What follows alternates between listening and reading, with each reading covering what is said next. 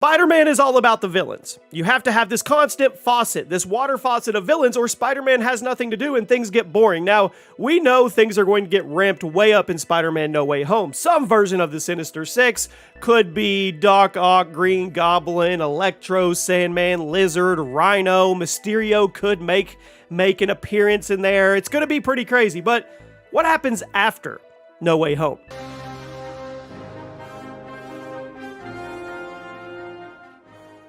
Because there is a huge library of villains for Spider-Man. Throughout the comics, we could sit here for an hour and go over potential Spider-Man villains. So there's not going to be a shortage. And No Way Home isn't the end. It's actually the beginning. It's probably the beginning of whatever the Spider-Verse and the MCU-verse are going to do in the future. And that probably involves Tom Holland. So what villains do you keep throwing at Spider-Man down the road on live-action, huge blockbuster movies to keep everybody interested?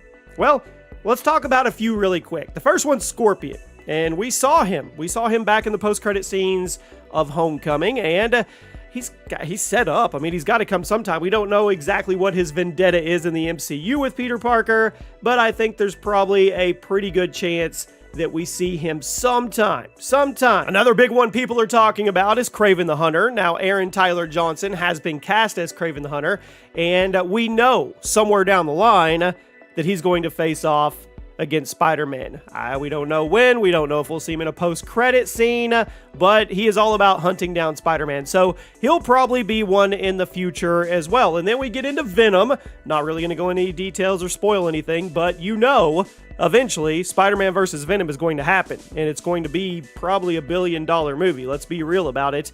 It's going to happen. There have been rumors that Kingpin will actually make a cameo in Spider-Man No Way Home, so that could be a potential setup for a future villain. I mean, there's so many possibilities. If the Daredevil ends up here and the Punisher ends up here, I mean, it's going to get crazy. It's going to get absolutely crazy. And then, of course, Norman and Harry Osborn, right?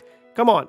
The Osborns in an official way. Now we know Doc Ock is coming, but there's there's so many timelines in the multiverse, so I think their story has to be fleshed out even more in the future too. The point is, there's no shortage of villains. So who do you want to see Spider-Man go up against after No Way Home?